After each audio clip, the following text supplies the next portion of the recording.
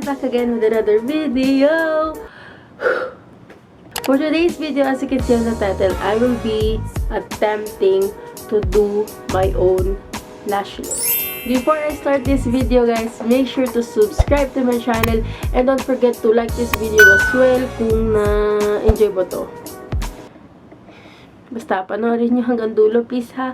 Tapos like nyo pag na-enjoy nyo. Kung hindi, like nyo pa din ha. Alam natin na this year and last year was really the bomb when it comes to lash lifting. And marami din ang nagsasabi sa akin kung nag-extension ba ako. Hindi ako nag-extension just because I've heard a lot of celebrities and beauty gurus regretting na nagpa-extension daw sila. So ako, hindi naman kakapalan yung pilik mata ko. But blessed na din ako to be able to have this kind of lashes. Yung nakapag-lash lift ako siguro mga few times lang. Hindi naman ako super high maintenance. Mukha lang akong high maintenance. It's gonna be scary because, you know what, sa mga hindi pa nakakapag-lash lift ever, when you do get a lash lift, para kang nilulunod sa mata. Kung ayaw mo nang nag-eye drops or ayaw mo nang nakabukas ang mata mo sa ilalim ng tubig, ganun, parang ganun yung feeling para sa akin. I was trying to find the perfect lash lift salons out there. And masasabi ko na halos lahat ganun yung naranasan ko. Parang mapipilitan ka talaga pumikit sis, kasi kung imumulat mo yun, lunod yung mata mo sa solution or kung anong nilagay nila. And minsan yung ibang hapdi pa. Anyways, today's video, attempt ko na mag-DIY ng lash lift kasi why not? Baka may ma-discover lang ako na okay pala mag-DIY, ganun. Or para malalaman din natin lahat. Pati ako, malalaman ko kung worth it ba mag-lash lift ng DIY o we just rather go to a salon. So, kung natatakot ka, well, takot din ako. Pero gagawin ko to para sa inyo guys kung gusto nyong malaman. And curious din ako. So, ito yung lash lift na icon sign na binili ko on Shopee. I saw an international YouTuber na nag-try din ng lash lift na DIY.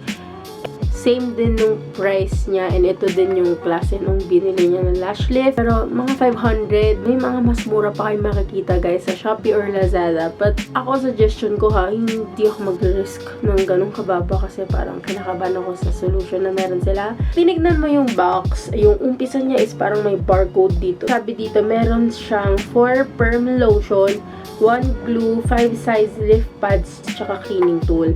Tapos dito sa likod, maganda kasi meron siyang direction of use. Dito sa kabila, dito yung ingredients niya. Ingredients ng mga perm, fixation, nutrition, cleanser. Yan, nandyan yung lahat para malaman mo kung allergic ka ba or hindi. So, may safety precautions din siya na nakalagay dito. Good thing na may nakalagay din dito na shelf life, which is 18 months. Okay, so when you open it up, yan yung itsura niya. Number 1 is sperm. Ito yon. Number 2 is fixation. Number 3 is nutrition. Number 4 is cleanser. And number 5 yung false lash glue. Each bottle, kung papansinin nyo, may nakalagay lang dito na designation kung gaano siya katagal. So, akala ko 18 months siya lahat items niya. Pero hindi pala. Si number 1 and number 2 is 3 months lang. Si number 3, 6 months. Si number 4 is 12 months. And si number 5 is 7 months. Upon opening naman to lahat. Here naman is yung clean tool at saka yung lift pads. Yung clean tool niya, ganito yung itsura niya. And as well as yung lift pads. So may sizes siya. Meron siyang small, medium, medium 1, medium 2, and saka large size. Diba, malaki yung eyes mo, kaya malapad. Small. Ito yung small. Anong small nila, in fairness. I have here a cotton and my favorite by Derma. Nisan lang natin, guys. Okay, guys. So, let's start with the safety precautions muna. Please remove contact lens before usage. Make sure the solution do not touch your skin. If you have red eyes or any other eye condition, please stop immediately. If the solution gets into your eyes or cause irritation, immediately flush your eyes with cold water for 15 minutes and seek medication or medical attention. Please keep product away from children at all times. If you have sensitive skin or are prone to reaction, use a patch test before usage. Please keep product away from direct sunlight to avoid damage. The manufacturers, importers, and distributors are not responsible for misuse and damages caused by this product. Use the cleanser number 4 to remove the oil, dust, and makeup residue. Okay, let's start with that.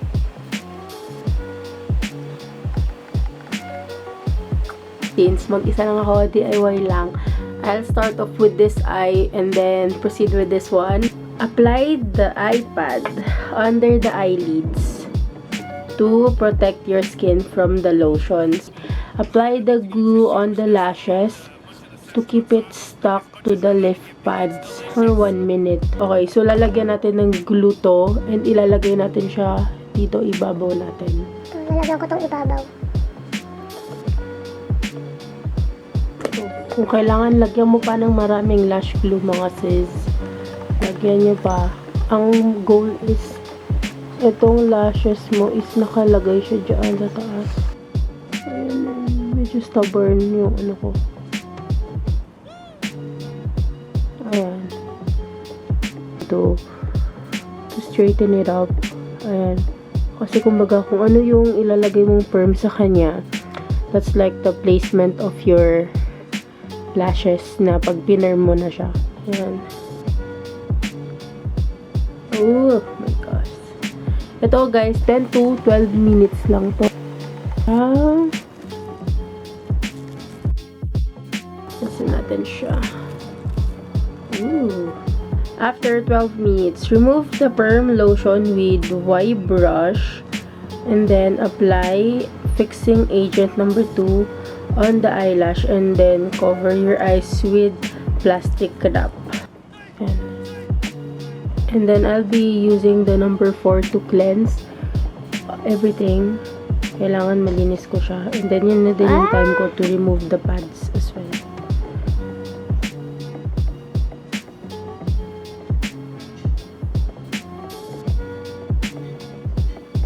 Oh, wow! The last step, lagyan na lang natin siya ng number 3, which is nutrition. Because naglagay tayo ng chemical, siguro there's a possibility na it will dry.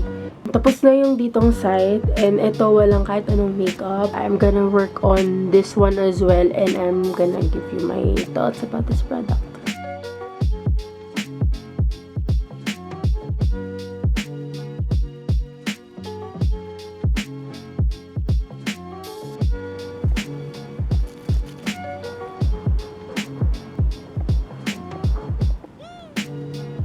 Okay guys, so we are done with the DIY lash lift.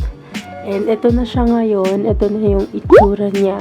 Sobrang taas nila right now. So thoughts. I gotta say na since mata ko siya, I was able to, you know, feel what it really feels like sa mata ko. So, I was really being careful to not put inside my eyes. Wala kasing napuntang solution sa mata ko. The only thing that bothers me, syempre, like, may nakalagay dito. So, talagang, medyo hindi siya comfortable than the usual. Medyo nahahanginan din. So, like, medyo natitigi-eyed ako. Ito pala yung panggamit niya. Like, may brush pala tong part na to, wherein you can use para ma-lift siya. Yung una kasing ginamit ko is this one. So, medyo na-bother ako na pwede pala to. Kasi may maliliit siyang strokes. So, mas nasa-spread niya easily yung hair strands. Ano pa bang concern ko? Walang applicator para ilagay yung perm, ilagay yung fixation, tsaka yung nutrition. So, I had to find some products at home like this one or like cotton buds, ganun. But overall, it was really easy. It will not take you long. Parang feeling ko nasa around 1 hour and 30 minutes, ganun. Kung kunyari may tutulong naman sa'yo, like kaya naman siya ng 1 hour kasi both eyes gagawin sa'yo. But yeah, I was really happy that I did this. Like, happy lang ako na happy sila. Mas bukas na yung mata ko, mas awake na yung mata ko. Para sa akin itong DIY lash lift na to is an experience and maganda rin ang outcome. So, why not? Why not? Pagka na budget ka and mahilig ka talaga na mag-DIY, gano'n, this is good for you. yeah, if you have any questions regarding this product, please let me know. So I hope you like this video, guys. Kung nagustuhan nyo tong video to, make sure to subscribe to my channel and don't forget to like this video as well. So yeah, thank you guys for watching. Kung mabot ka man sa dulo ng video na to, make sure to comment this emoji. So yeah, thank you guys for watching and hope to see you in my next one. Bye!